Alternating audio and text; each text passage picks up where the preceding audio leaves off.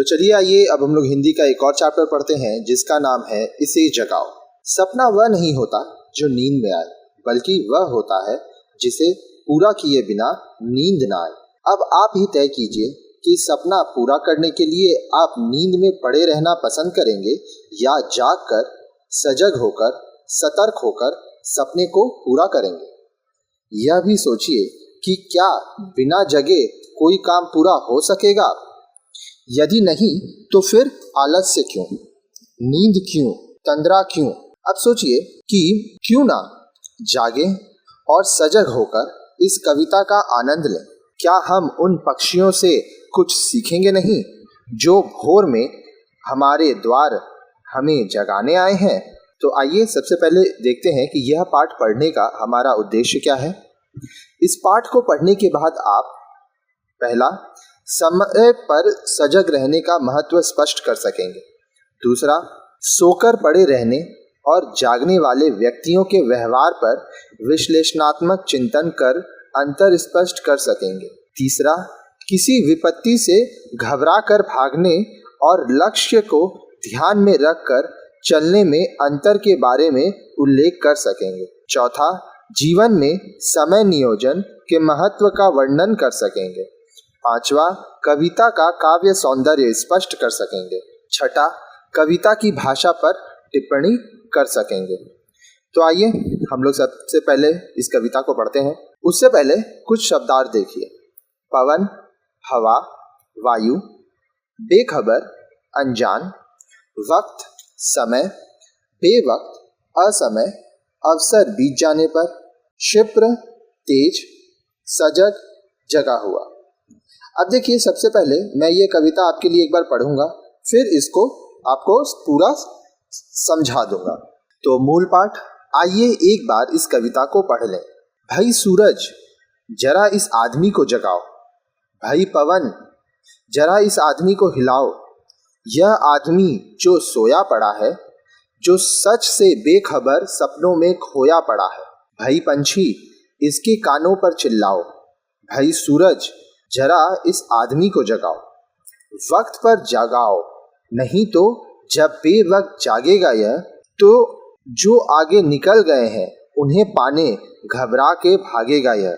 घबरा के भागना अलग है, क्षिप्र गति अलग है। क्षिप्र तो वह है जो सही क्षण में सजग है। सूरज, इसे जगाओ। पवन, इसे हिलाओ। पंछी, इसके कानों पर चिल्लाओ। कविता कौन लिखे हैं? इसके लेखक हैं, कवि हैं भवानी प्रसाद मिश्र जी। तो आइए हम लोग समझते हैं इस कविता को।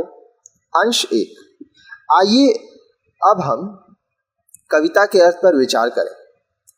इसे पढ़ने के लिए प्रथम 10 पंक्तियों को पुनः ध्यानपूर्वक पढ़ लीजिए। तो आइए सबसे पहले जो पहले 10 पंक्ति हैं उनको हम पढ़ते हैं। भाई सूरज, जरा इस आदमी को जगाओ। भाई पवन, जरा इस आदमी को हिलाओ। यह आदमी जो सोया पड़ा है, जो सच से बेखबर सपनों में खोया पड़ा है। भाई पंछी, इसके कानों पर चिल्लाओ। भाई सूरज, जरा इस आदमी को जगाओ। तो अब आप यहाँ पे देख पाएंगे तो इसका मतलब क्या है और यहाँ पर कवि क्या कहना चाहते हैं। इन पंक्तियों में सूरज, हवा और पक्षी, इन तीनों को संबोधित किया गया है। संबोधन का तरीका बड़ा ही आत्मीय है, जैसे हम घर के भीतर ही परिवार के किसी सदस्य से बात कर रहे हो। भाई सूरज, भाई पवन, भाई पंछी। ऐसा लग रहा है कि जो कवि हैं वो सूरज, पवन, पंछी इनसे सामने बैठ के बात कर रहे हैं। आप जानते हैं कि सूरज जिंदगी देने वाला है। वह हमें प्रकाश तो देता ही है, ऊष्मा भी देता है, जो इस संसार को प्राणवान बनाए रखने के लिए अनिवार्य है। सूरज के निकलने पर ही मनुष्य और पशु पक्षी जागते हैं और रोजमर्रा के कामों में जुट जाते हैं। जीवन को सुचारू रूप से चलाने के लिए प्रकृति का दूसरा अति आवश्यक तत्व है हवा। हवा लगातार कभी तेज, कभी हल्की और कभी बहुत हल्की चलती ही रहती है। हवा हमेशा गतिशील रहती है, सक्रिय रहती है। प्रकृति के जीवंत होने का एक और महत्वपूर्ण लक्षण है पक्षियों का कलरव, यानी पक्षियों का चहचहाना और उनकी अन्य आकर्षक गतिविधियां। अब जरा बताइए कि अगर कोई आदमी सोया हुआ है तो उसे जगाने के लिए आप क्या करेंगे? आप उसे हिलाएंगे, उसे आवाज देंगे, उसके कानों पर चिल्लाएंगे।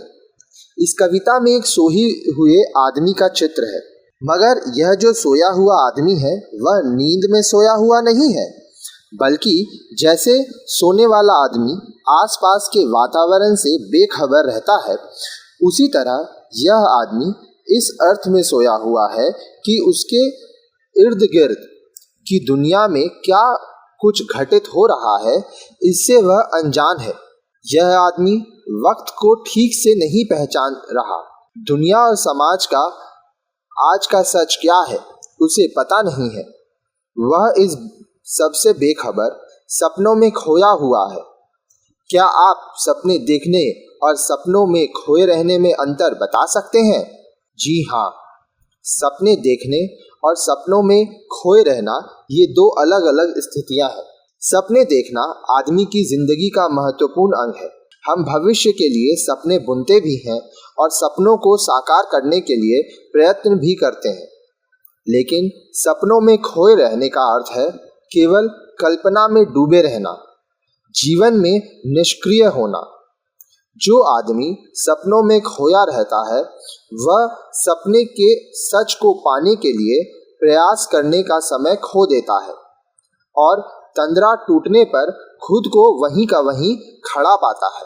अब आप समझ गए होंगे कि कवि ने किस खूबसूरती से आम शब्दों का प्रयोग किया है।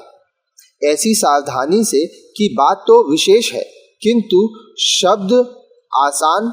तो आइए कविता की इन पंक्तियों को फिर पर विचार करें। हमारे आसपास ऐसे बहुत से लोग होते हैं जो समय के सच को न पहचान कर उसके साथ न चलते हुए अपने हवाई किले बनाते रहते हैं। दरअसल वे लोग आंखें खुली होते हुए भी सोए हुए व्यक्ति के समान हैं। इस तरह की अनेक कहानियां आपने बचपन में पढ़ी या सुनी होंगी। शेख चिल्ली की कहानी तो आपने अवश्य सुनी होगी, जिसमें शेख चिल्ली सपनों में खोया रहता है और अपना सर्वस्व गंवा देता है। इसी प्रकार आपने टेलीविजन पर मुंगेरी लाल के हसीन सपने सीरियल देखा होगा, जिसमें मुख्य पात्र सपनों में ही खोया रहता है, उसे कुछ हासिल नहीं होता। कवि सूरज से ऐसे व्यक्ति को जगाने के लिए कहता है, उसके भीतर क्रियाशीलता की गर्मी भर देने के लिए कहता है। वह हवा से कहता है कि वह उसे हिलाकर उसकी नींद को भंग कर दे, उसके अंदर हरकत पैदा कर दे, ताकि वह उठे और समय के साथ कदम मिलाकर चल पड़े। कवि पक्षी से कहता है कि वह उस व्यक्ति के कानों पर चिल्लाए, ताकि उसका ध्यान अपने सपनों की दुनिया से निकलकर जीवन की वास्तविक दुनिया की ओर आए। वह वर्तमान के सच को पहचान कर अपनी सही भूमिका सही समय पर तय कर सके और लक्ष्य की प्राप्ति में जुट जाए। आइए टिप्पणी देखते हैं। कवि ने सूरज, हवा और पक्षी प्रकृति के इन तीन उपादानों को मनुष्य की तरह आत्मीय भाव से संबोधित करते हुए उनसे आग्रह किया है कि वे समय के साथ न चल पाने वाले आदमी का सच्चाई से परिचय कराएं और उसके अंदर जागृति पैदा करें। यह प्रयोग बहुत सुंदर है। ये तीनों मानव जीवन के आरंभ से ही उसके सबसे अधिक निकट के साथी हैं। जगाना, हिलना और चिल्लाना सोए हुए व्यक्ति को जगाने के तरीके हैं तथा इनके लिए क्रमशः सूर्य, वायु और पक्षी से अनुरोध करना कविता के सौंदर्य को बढ़ाता है। सूर्य, पवन, पक्षी प्रकृति के अंग हैं और मनुष्य के साथी भी। प्रकृति सोए हुए मनुष्य को जगाती है। जीवन में सोए हुए प्राणी को जगाने की प्रेरणा देने में कवि प्रकृति को आधार बनाता है। आइए अंश 2 देखते हैं। आइए कविता की आगे की 5 पंक्तियां फिर से पढ़ लेते हैं और कवि क्या कहना चाहता है समझने का प्रयास करते हैं। वक्त पर जगाओ, नहीं तो जब बेवक्त जागेगा यह, तो जो आगे निकल गए हैं उन्हें पाने घबरा के भागेगा यह।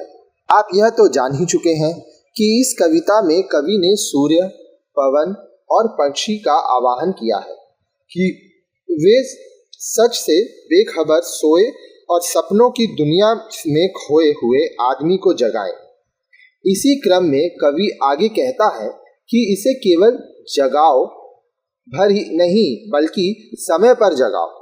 अगर यह समय पर नहीं जागा तो इसके साथ के लोग आगे निकल जाएंगे, अर्थात दूसरे लोग तरक्की कर जाएंगे और यह पिछड़ जाएगा।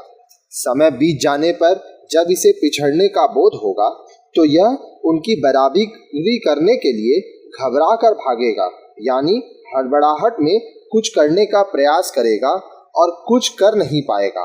परिणाम यह होगा कि उसे क्रोध आएगा, मानसिक तनाव रहेगा, वह खुद से लड़ता रहेगा और परिणाम स्वरूप वह जीवन में असफल होता चला जाएगा। आप अच्छी तरह से जानते हैं कि जो लोग किन्हीं कारणों से जब किसी काम को टालते रहते हैं तो ऐन वक्त पर उन्हें घबराहट होने लगती है। आप परीक्षा को ही ले लीजिए।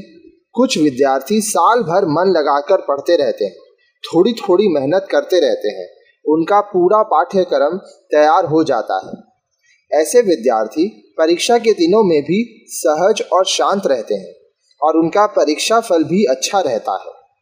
इसके विपरीत कुछ विद्यार्थी ऐसे होते हैं जो साल भर के समय को बहुत अधिक मानते हुए कहीं और व्यस्त रहते हैं। वे तब जागते हैं जब परीक्षा का दिन नज़दीक आ जाता है। घबराहट में वे अपने आगे के समय का भी ठीक से उपयोग नहीं कर पाते। परीक्षा के समय तक उनको धुक-धुकी लगी रहती है, स्मरण शक्ति भी ठीक से काम नहीं करती। अक्सर इसका परिणाम यह होता है कि उन्हें जो थोड़ा बहुत आता है उसे भी वह ठीक से नहीं लिख पाते। इसलिए जब समय रहे आपके पास तो हमेशा कुछ न कुछ पढ़ते रहना चाहिए। आइए अब अंश 3 देखते हैं। आइए कविता की शेष पंक्तियों को पुनः ध्यान पूर्वक पढ़ते हैं और समझने का प्रयास करते हैं। घबरा के भागना अलग है, क्षिप्र गति अलग है। क्षिप्र तो वह है जो सही क्षण में सजग है। सूरज इसे जगाओ, पवन इसे हिलाओ, पंछी इसके कानों पर चिल्लाओ। आप पढ़ चुके हैं कि कवि ने सच से बेखबर सोए हुए आदमी को समय पर जागने का अनुरोध सूर्य, पवन और पक्षी से किया है। यह भी सही है कि सही समय पर अगर आदमी सचेत न हो तो वह हड़बड़ाने लगता है। कवि इसी बात को और अधिक स्पष्ट करते हुए कहता है कि घबरा कर भागने और क्षिप्र गति अर्थात तेज गति से चलने में फर्क होता है। तेज गति का अर्थ तो सही अवसर पर सचेत होना है, सही मौके पर न चूकना है। जो सही अवसर का भरपूर उपयोग करते हैं वे ही प्रगति करते हैं और जो सही अवसर पर चूक जाते हैं वे लाख उठापटक और माथापच्ची करने पर भी प्रगति नहीं कर पाते। सही क्षण में सजग व्यक्ति ही लक्ष्य प्राप्त करता है। इसलिए कवि एक बार फिर सूरज, पवन और पक्षी से अनुरोध करता है कि वे समय के सच को न पहचान सकने वाले व्यक्ति को सच से परिचित कराकर उसके अंदर जागृति पैदा कर उसे क्रियाशील बनाए, यानी उसे सक्रिय करें। आपने एक दिवसीय क्रिकेट मैच देखे होंगे। जब कोई टीम निर्धारित लक्ष्य को प्राप्त करने के लिए शुरू से ही रन औसत पर अपनी पकड़ बनाकर चलती है तो प्राय कुछ ओवरों या बॉलों के शेष रहते ही विजय प्राप्त कर लेती है। दूसरी ओर शुरू में बहुत धीमे खेलने वाली टीम पर जब रन औसत का दबाव बढ़ने लगता है तो उसके कई अच्छे खिलाड़ी भी खराब शॉट खेलने के कारण कैच आउट या फिर रन आउट हो जाते हैं। ऐसे में अक्सर वह टीम मैच से पराजय की ओर बढ़ जाती है। आइए टिप्पणी देखते हैं। घबरा कर भागने और क्षिप्र गति में अंतर बताकर कवि ने समय और अवसर पर सचेत रहने के महत्व को बड़ी सरलता से स्पष्ट कर दिया है। बातचीत के लहजे में तथा कम और आसान शब्दों में गंभीर बात कहने की कला बहुत समर्थ कवियों में ही पाई जाती है। इस कविता में यह कला देखी जा सकती है। आइए अब हम लोग देखते हैं इस पाठ का भाव सौंदर्य। आपने इसे जगाओ कविता को पढ़ा, समझा और उसका आनंद लिया।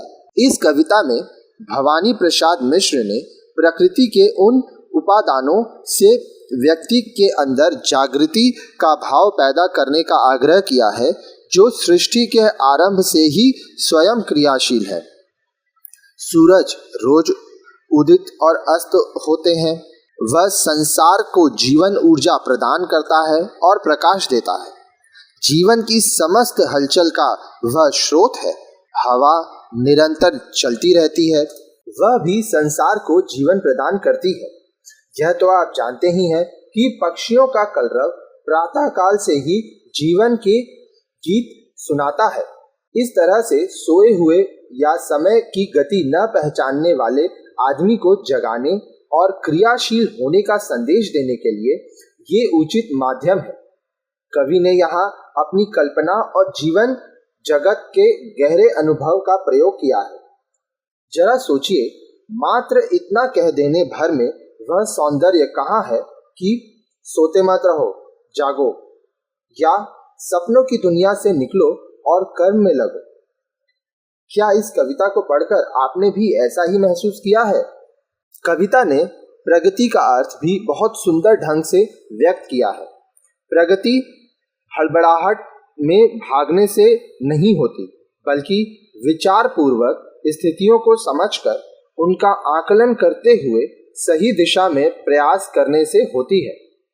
इसके लिए आदमी को निरंतर सजग और सक्रिय रहने की आवश्यकता है।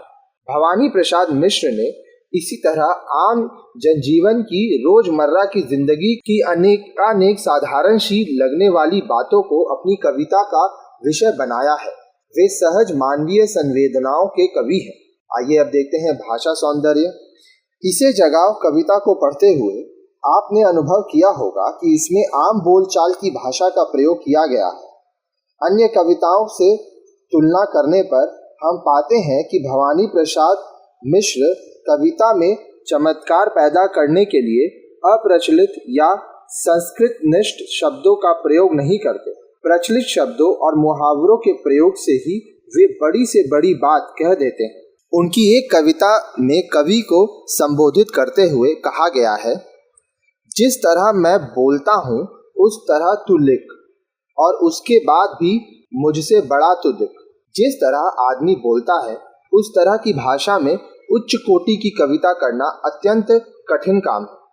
भवानी प्रसाद मिश्र ने इस चुनौती को स्वीकार किया और वे निरंतर आम बोलचाल की भाषा में ही जनता की संवेदनाओं और भावों को व्यक्त करते रहे। वे भाषा की सादगी के समर्थ कवि हैं। आपने इस कविता में संबोधन पर ध्यान दिया है, भाई सूरज इसे जगाओ। लगता है जैसे कवि अपने किसी बहुत ही आत्मीय से बात कर रहा हो। भाई के साथ संबोधन हिंदी बोलने वाले जनता की आम शैली है, जैसे भाई खाना हो गया क्या, भाई तुम भी तो कर सकते थे। कवि ने सूरज के प्रायो दिनकर, मार्तंड, सविता आदि का प्रयोग न करके सूरज ही लिखा है, जो आम बोलचाल की भाषा है। इसी प्रकार पंछी आदि भी आम बोलचाल के ही शब्द हैं। कविता में बातचीत की शैली अपनाई गई है। कवि मानो सूरज, हवा और पंछी से जो उसके नितांत अपने हैं, अपने ही साथी को जगाने का अनुरोध कर रहा हो और फौरन जगाने का कारण बताकर उन्हें तर्क संगत ढंग से समझा रहा हो। अब आइए देखते हैं कि इस कविता को पढ़ने के बाद आपने क्या सीखा। इस कविता में आदमी को जागरूक बने रहने का संदेश दिया गया है। सपनों में खोए रहने वाले आदमी को वास्तविकता से परिचित कराने की आवश्यकता बताई गई हो। दिशाहीन भटकने की अपेक्षा सोच समझकर प्रयास करने को महत्व दिया गया है। इन विचारों को व्यक्त करने के लिए प्रकृति के उपादानों का इस्तेमाल किया गया है। भवानी प्रसाद मिश्र सहज मानवीय संवेदना के कवि हैं। उन्होंने अपनी कविता में आम बोलचाल की भाषा का प्रयोग किया है। कविता साधारण शब्दों और आम भाषा में गंभीर विचारों को व्यक्त करने में समर्थ है। कविता में बातचीत की शैली का सुंदर प्रयोग हुआ है। आइए योग्यता विस्तार देखते हैं। कवि परिचय। भवानी प्रसाद मिश्र का जन्म 1914 ईस्वी में हुआ था। इन्होंने कल्पना नामक पत्रिका का संपादन किया और आकाशवाणी में सेवारत रहे। ये गांधी जी के अहिंसावादी विचारों से बहुत प्रभावित हुए थे। नौकरी में अवकाश पाने के बाद इन्होंने गांधी साहित्य के संपादक मंडल के सदस्य के रूप में भी काम किया। सन 1985 ईस्वी में इनका निधन हो गया। भवानी प्रसाद मिश्र का जीवन सादगीपूर्ण था। उन्होंने कविता में भी सहज, सरल और बोलचाल की भाषा का प्रयोग किया है। आम बोलचाल की भाषा में बातचीत के अंदाज में कविता करने के लिए वे नई कविता के विशिष्ट कवि के रूप में जाने जाते हैं। लयात्मकता उनकी कविता की प्रमुख विशेषता है। गीत फरोश, बुनी हुई रस्सी, त्रिकाल संध्या, चकित है दुख, खुशबू के शिलालेख और कालजयी इनके प्रमुख काव्य पुस्तकें हैं। भवानी प्रसाद मिश्र की अन्य कविताएं सतपुड़ा के जंगल, गीत फरोश पढ़िए। तो इस तरह से इसे जगाओ, यह चैप्टर आप समझें। इसमें काफ़ी सारी चीज़ें थी जो एक संदेश था आपके लिए। तो आप भी जागिए, ज़िंदगी में कामयाब बनने के लिए आपको जो चाहिए, अपने सपने पूरे करने के लिए काम कीजिए, क्योंकि आपको जो भी चाहिए वो बैठे बैठाए आपको नहीं मिलेगा। साथ ही साथ अगर इस चैप्टर के आपको क्वेश्चन आंसर्स पढ़ने हैं तो उसका भी वीडियो आपको हमारे चैनल में मिल जाएगा। चैनल के प्लेलिस्ट सेक्शन में जाइए और लाइन से सब्जेक्ट वाइज सारा कुछ पढ़िए। अगर आपके मन में कोई सवाल है तो नीचे कमेंट सेक्शन में आप कमेंट करके पूछिए। हमारा मोबाइल नंबर भी दिया है, तो आप उसमें भी हमें संपर्क कर सकते हैं। साथ ही साथ हमारे वीडियोस को अपने दोस्तों के साथ शेयर कीजिए ताकि ज़्यादा से ज़्यादा लोग पढ़ाई कर सकें। ज़िंदगी में खुश रहिए, कामयाब बढ़िए। धन्यवाद।